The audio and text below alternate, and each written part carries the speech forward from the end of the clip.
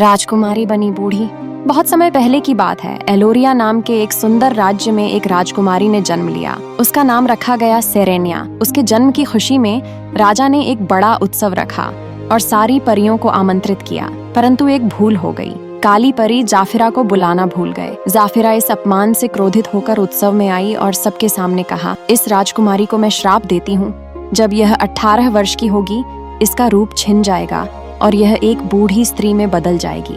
कोई इसे पहचान नहीं पाएगा। सारे राज्य में भय छा गया। राजा और रानी ने वर्षों तक सेरेनिया को हर बुराई से बचाया। वह सुंदर, बुद्धिमान और करुणामयी बनकर बड़ी हुई, पर हर जन्मदिन के साथ उनके डर बढ़ते गए। एक दिन अच्छी परी मिरियल महल आई और कहा, मैं जाफिरा के श्राप को पूरी तरह नहीं हटा सकती, लेकिन एक आशा छोड़ सकती हूँ। यदि कोई इसे इसके रूप के बिना भी सच्चे मन से प्रेम करेगा तो यह श्राप टूट जाएगा।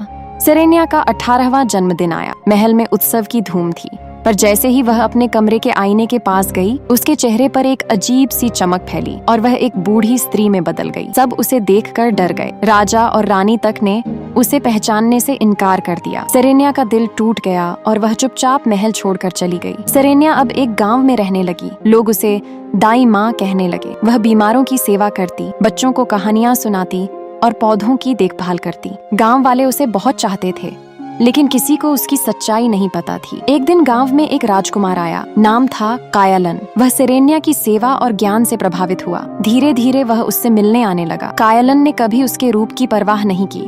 उसे सेरेनिया की बातें, व्यवहार और दयालुता बहुत भाने लगी। एक रात कायलन ने पूछा, क्या तुम कभी आईने में अपनी असली छवि देखती हो? सेरेनिया की आंखों से आंसू निकल पड़े। जैसे ही आंसू जमीन पर गिरे, तेज बिजली चमकी और धरती हिल उठी। अच्छी परी मिरियल प्रकट हुई और बोली, अब यह श्राप टूट सकता है। इसे सच्चा प्रेम मिल चुका है, जो रूप से नहीं, आत्मा से जुड़ा है। सेरेनिया का रूप लौट आया और अब पहले से भी ज्यादा तेजस्वी हो गया। राजा और रानी को जब पता चला कि सेरेनिया जीवित है, वे दौड़कर गांव आए। उन्होंने सेरेनिया से क्षमा मांगी और उसे फिर से राजकुमारी का दर्जा दिया। पर अब सेरेनिया बदल चुकी थी। उसने कहा, मैं राजकुमारी तो हूँ, लेकिन अब मैं अपने राज्य की सेवा करूंगी, सिर्फ सोने के मुकुट से नहीं, बल्कि करुणा और ज्ञान से। राजा ने उसे अगली रानी घोषित किया और कायलन को उसका राजकुमार बनाया। इस कहानी से हमें ये सीख मिलती है कि सच्चा प्रेम किसी के रूप से नहीं, उसके दिल से किया जाता है। सेरेनिया की कहानी हमें सिखाती है कि सुंदरता अस्थायी है, लेकिन दयालुता और आत्मा की सुंदरता हमेशा अमर रहती है। जब दुनिया आपको पहचानने से इनकार कर दे, तब भी आपकी अच्छाई और कर्म ही आपकी असली पहचान होते हैं। सच्चे रिश्ते वह होते हैं जो स्वार्थ नहीं,